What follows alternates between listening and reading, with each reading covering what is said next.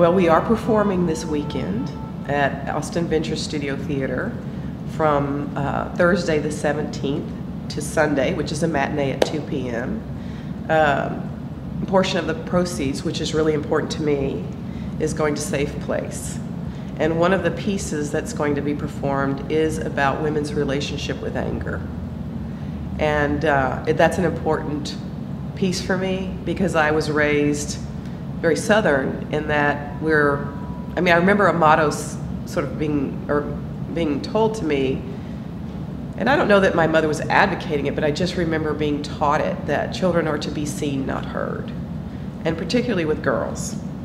And so I have done work that is about women's struggle to express themselves and how to find a way to be heard when they are upset or they've been hurt or a boundary's been broken.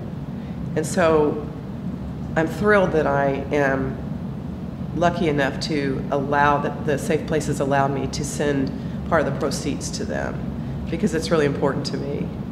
And so, and the other work is about women's issues on their physical body, which you don't seem to have a problem with. Sorry. That, women's bodies issues. I'm concerned about young girls feeling the pressure to be a certain type of body type and that they can't embrace their beauty and their natural feminine energy and beauty. I know that sounds very California, but that somehow the original sense of just the body being curvaceous and fleshy and beautiful is not embraced anymore. And both these works are going to be in Tender Voices in Flight at the show. I am a person that takes each piece as an individual painting for me. And I don't always want to do the same process all the time because I think the same result happens each time. And so I tend to want to explore different ways of seeking information or seeking ideas or concepts or attitudes. And so I love, which is very important to me, that my dancers, they're artists, they have voices. That when we're working together, it's not just my voice that's put on stage, but I want their voices on stage because my life is not just the in to all and the no to all. Their lives have had profound experiences and things that they need to say.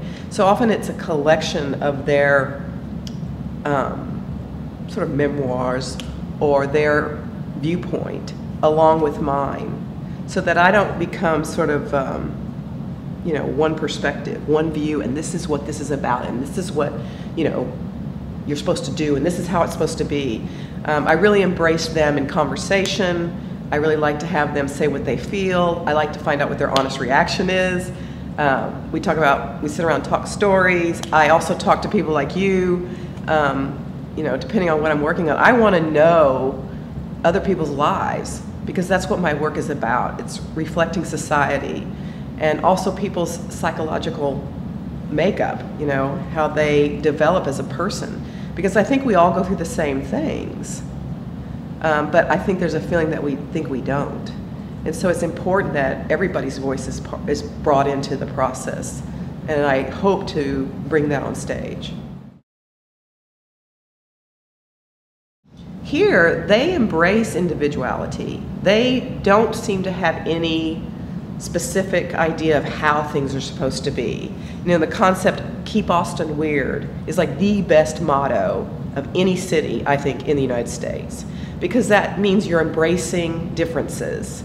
And there's not a certain sort of pressure to all sort of look alike or run in the same vein. And I really appreciate that. So everybody sets their own style, their own tone. And that's what I like, is that you have to really live for what you want to do as an artist instead of what's happening on a bigger scale.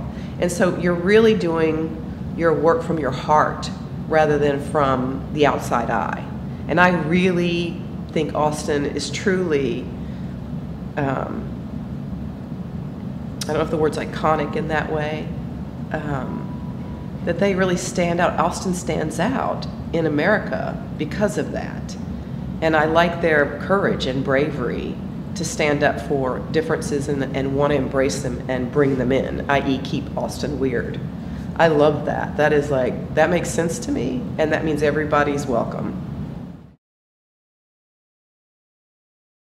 You know, I knew that I wanted to be a choreographer very, very, very early in my life. I remember being in college and making that decision, I guess, around maybe 19, that I wanted to be a choreographer. And I remember thinking, in order to become a good choreographer, I needed to do and be involved in as much dance experience as possible, and that I was going to have a dance company. But before I had a dance company, I needed to dance professionally so that I would become very good at being a choreographer. That was my hope, and to work with a lot of people. So I knew it. It was something that was, you know, in me very early. It was a man named Bob Beard that was at Southern Methodist University, and his work was just so beautiful and sophisticated, and he knew exactly how much to put out in order to engage you without going overboard. And his work was just, had an effortlessness to it, and I so wanted to be like him, because I felt also his work was very honest and very authentic. He wasn't always concerned about how things looked. He was very concerned about how things, where they came from, and that they were real. And I so wanted to have that same ability early. In history, modern dance was kind of a rebellious act against ballet. Like, ballet has a certain line and design. And I was raised in a technique called the Graham technique, Martha Graham. And she kind of purposely went against the pointed foot and put in a flexed foot or a straight limb or an angled body. And that was, people thought that was really ugly, actually. When she showed her work, people thought that was very ugly. And so she almost went against the ballet form. And so what happens is as time has moved on, there was a separation between this is ballet and this is modern. And modern wasn't supposed to have a ballet look or feel to it necessarily in the work or the style. So what's happened now is in contemporary dance, they're coming together, and it's kind of a marriage or a fusion, where for me, it's kind of both. You see both influences in the work, so that the ballet people are embracing more abstract, you know, movement or style, and vice versa, because also in modern dance for a long time, it was like, no, no, no, no, no, no, we're not gonna do ballet.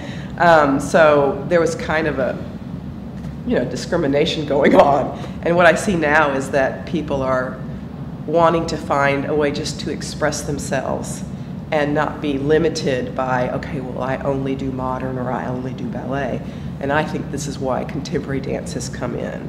And also it allows for, I think, some of the topics that people are wanting to express through dance are more contemporary, modern society, that as well. So it's bringing all those in together. That allows, it's more freedom in a way, yeah. And that's just the thing about, like, a dance like no one's watching. I mean, that's ecstasy, right? Yeah, I have that same desire all the time when I'm on stage. I just want to go there. It's very euphoric and spiritual for me. Yeah, I know what you mean.